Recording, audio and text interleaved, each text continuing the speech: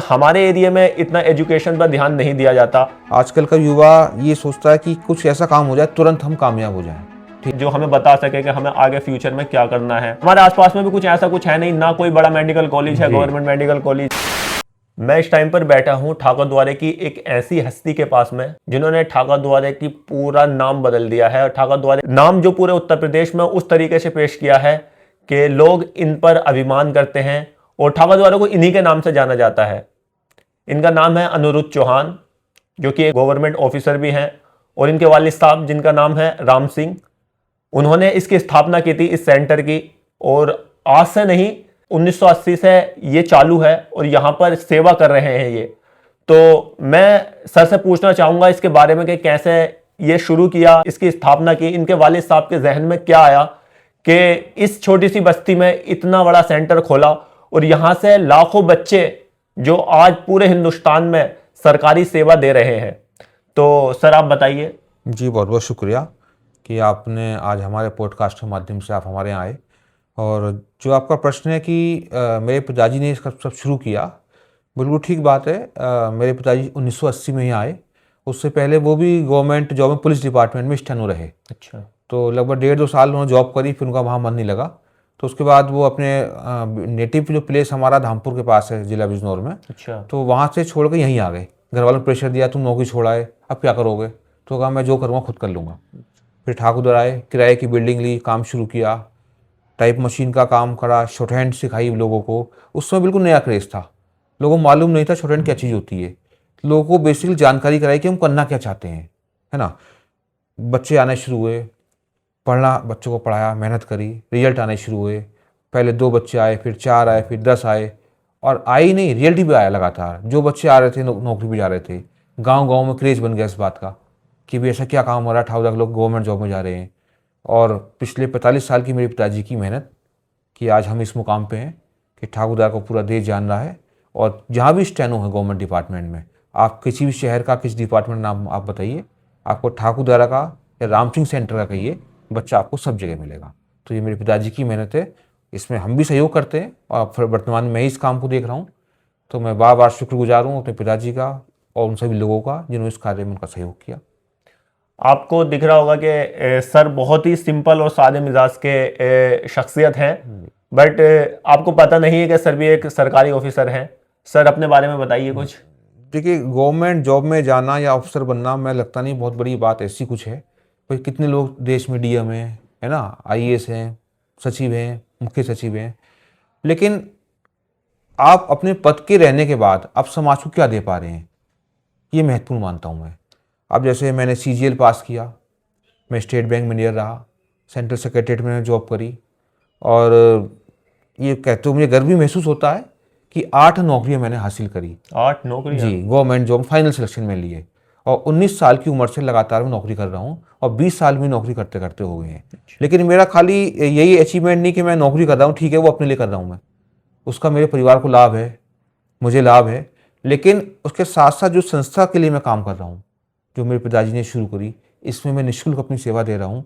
तो इसके माध्यम से मुझे लगता है कि जो मैंने पढ़ाई करी उसको लोगों को बता पाता हूँ मैं। और आज की तारीख में समस्या ये नहीं है कि पढ़ाई कौन कितनी कर रहा है, बहुत बच्चे बहुत पढ़ रहे हैं। भाई देखिए, जैसे आपने कहा ठाकुरदार को हम जानते हैं कि बच्चे बहुत नौकरी में जा रहे हैं, तो इसका मतलब ये नहीं कि बच्चे बहुत ज़्यादा पढ़ रहे हैं यहाँ। ठीक, पढ़ने वाला बच्चा सब जगह पढ़ रहा है, लेकिन ठाकुरदार का बच्चा सिलेक्शन क्यों हो रहा है? क्योंकि वो सही दिशा में पढ़ रहा है। और हमारा काम है लोगों को मार्गदर्शन देना।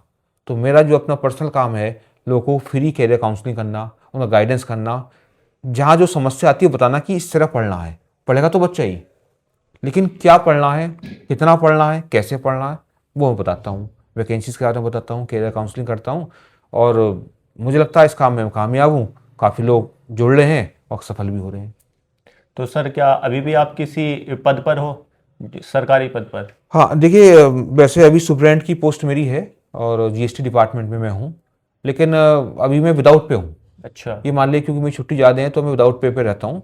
और मुझे लगता है अगले साल में बीआरएस लेके 2026 में फुल टाइम अपना प्रोफेशन पे ध्यान दूंगा, क्योंकि मुझे लगता है जितनी सेवा करनी थी गवर्नमेंट की, जितना नाम कमाना था कमा चुका। अब अगले साल तो फुल टाइम में बच्चों को पढ़ाने में ही अपनी ऊर्जा लगाना चाहता हूँ। बहुत शानदार। आप देख सकते हैं चारों तरफ योगी जी के फोटो हैं और प्रधानमंत्री और बहुत बहुत बड़े मंत्री यहाँ पर आ चुके हैं, सर से मुलाकात कर चुके हैं। और एक चीज़ मैं आपको दिखा देता हूँ, ये आप देख सकते हैं सर का नाम लिख रहा है और नीचे सर की पोस्ट लिख रही है कि रेलवे स्टेनो इनकम टैक्स में सर सेंट्रल सेक्रेटरिएट सर्विस में थे, एसबीआई में थे, फाइनेंस सेक्रेटरी, ये सब सर की पोस्ट है। और इधर ये लोगो देख सकते हैं, ये इसी सेंटर का है। तो हम जो ठाकुर द्वारा पे आए थे, बहुत नाम सुना था ठाकुर द्वारा का। नाम भी किस वजह से सुना? सिर्फ सर की वजह से और सर के वालिद साहब की वजह से।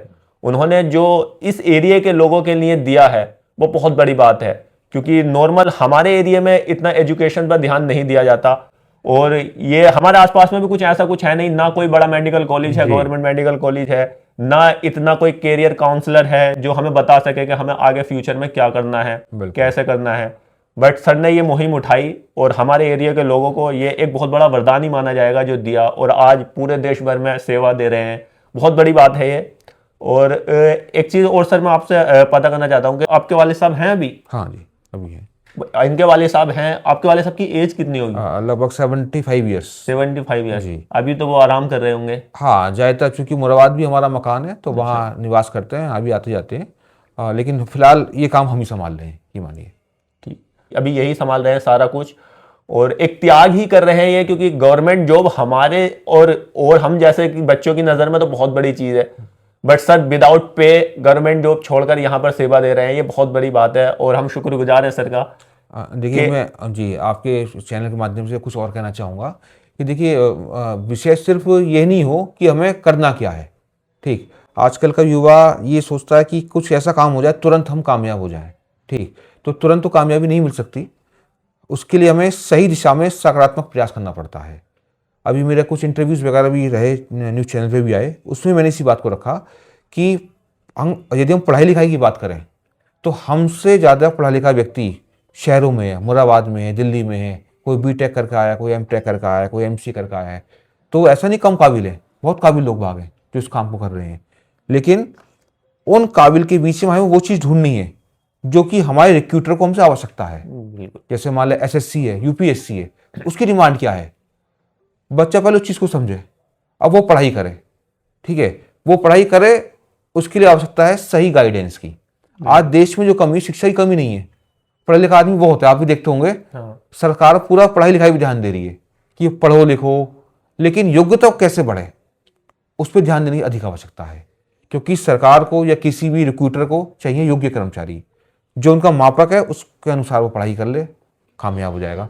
तो हम लोगों को वही बताते हैं कि सही दिशा में आप पढ़ाई करो, एक व्यवस्थित पढ़ाई करो।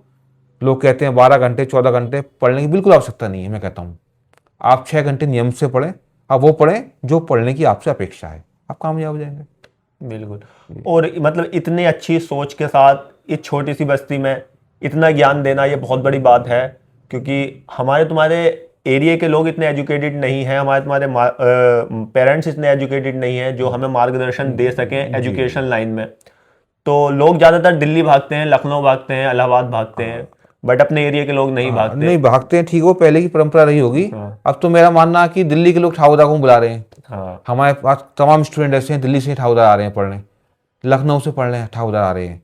तो ये मैं अचीवमेंट मानता हूँ कि आपने अभी थोड़ी देर पहले जैसा कहा कि ठाकुरदा में कोई ऐसी सुविधा नहीं है, मेडिकल कॉलेज नहीं है, कुछ नहीं है, लेकिन उसके बावजूद भी हम इस बात का दमखम रखते हैं कि हम शहर के बच्चों को ठाकुरदा बुला सकें। बिल्कुल, है ना, और आप सबके सहयोग से हम कामयाब हैं। बिल्कुल सर, बहुत अच्छा लगा आपसे बात कर, आपने हमें अपना कीमती टाइम दिया। थैंक यू, आपको भी, आप आए हमारे बीच में। ठीक है, thank you sir. Thank you.